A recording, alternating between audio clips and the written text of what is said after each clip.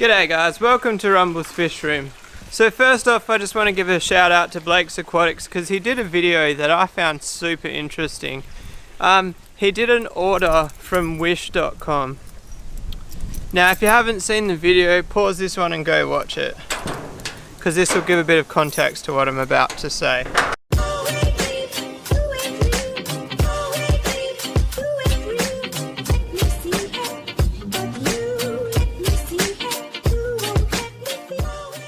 Alright, so the little Lego fish tank that he had, that unfortunately was cracked. Ignore the fact that it was cracked, but I haven't actually looked them up yet. I think he said they were about $16. I'm thinking about ordering like 3 or 4 of them and doing a little mini rack. Like I'll make a timber frame and everything and stack 4 of them and make like a bench top rack. I've got no idea what I would put in it. They are so tiny. Blake suggests an aquascape. Maybe I could do, well, I could do shrimp, but obviously that's a controversial thing in Western Australia. But I think I would be fine doing shrimp if I just don't label any videos with shrimp in the title. I don't know, it's just such a grey area in Western Australia. And for anybody who doesn't know, I used to own thousands of shrimp. I had so many, and someone actually got busted in Perth, and I got cold feet when they got busted and sold them all. So the idea is to do like a rack on a sump, and then the sump will actually be like 20 litres, and then the tanks on top will add up. So it'll add up to a total of like 25 litres or something. It'll be like 22 or something like that. And the idea would be that I can put enough water volume there to think of either a shrimp or a tiny fish that I could put in each tank. Or I could just do what Blake says and scape them and have no fish in them at all. But you guys know I'm not really a scaping person.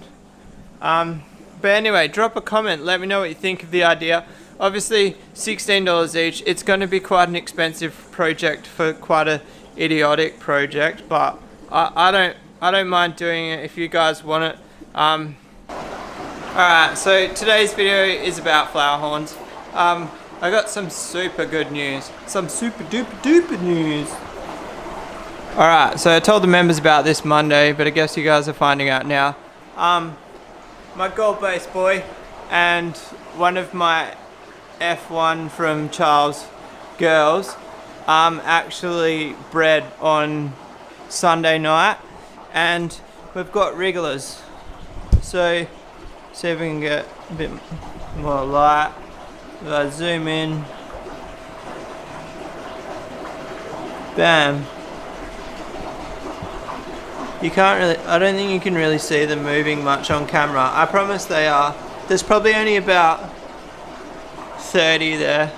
So this batch will literally just be for me to select from. I already told the members that. I won't be selling any of these. You'll actually see there's quite a lot of infertile eggs. I'd probably say only like 30% of the eggs were fertile, but even 1% is better than none percent, because that means that my gold-based boy is fertile, which with Flowerhorns, it's always at the back of your mind whether the fish you've got are actually fertile. And I'm stoked that this girl is the mother, because out of all of my, not all of my girls, but all of my laying girls that have actually laid for me, she's the nicest one. She does lack a bit of script. I do like a bigger script than that, but she's got a short face. She lacks red, but we're breeding her with a what do you call it, gold-based fader, so it should bring more red to the line anyway. I find it quite bizarre. Most of my girls that I've bred,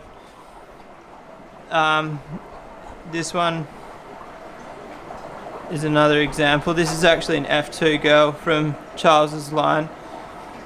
None of them have the full red body which the mother had. I don't know what she's doing. She's looking up. Look across. Look to the side. Alright, so bad example. For some reason this girl will not turn sideways. I've tried to get photos of her. She's always like looking up or forward. What are you doing?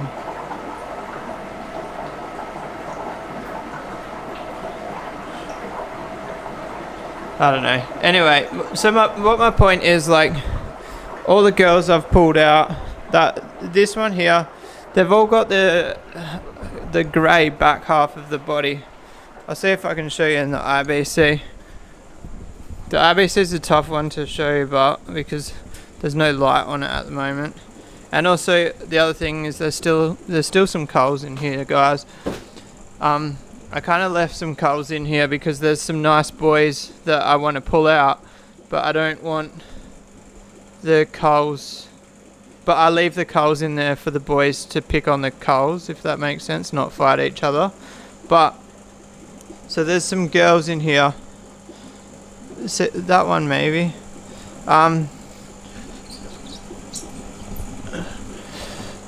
If I get some clean the perspex.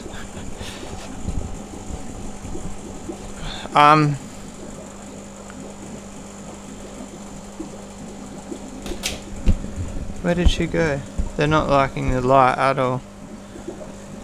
That girl there might be a boy actually.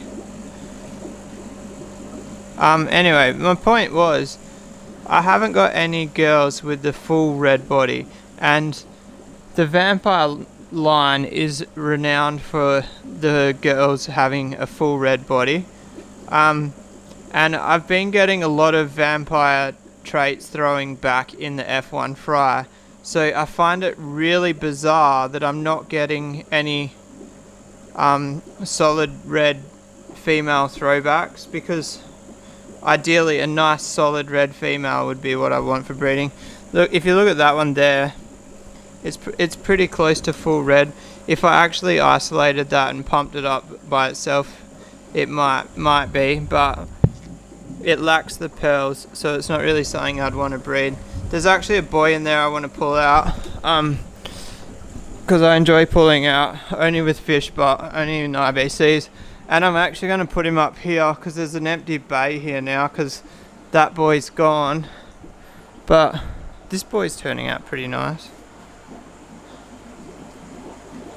I'm slowly learning. So like one thing that I lacked was how to pick ones that are going to grow into their beak that look beaky at like 8 centimeters. And like in the past I would have culled them, but I've been slowly learning how to pick the head shape, even if it be beaky, pick it for the future, if that makes sense. Anyway, I'm gonna catch this fish. I'll show you after. Alright guys, warning, fish out of water, but check this boy out. Check out that worm, I think it's worm pearls. Zach might be able to correct me in the comments if he's around. I think that's almost worm pearling. But look how nice, I love how solid that pearling is over the gill plate. Pearls on the gill plate is one of my favourite traits for some reason. He's got signs of pearling on his head, so it could be a choice for a F3 line.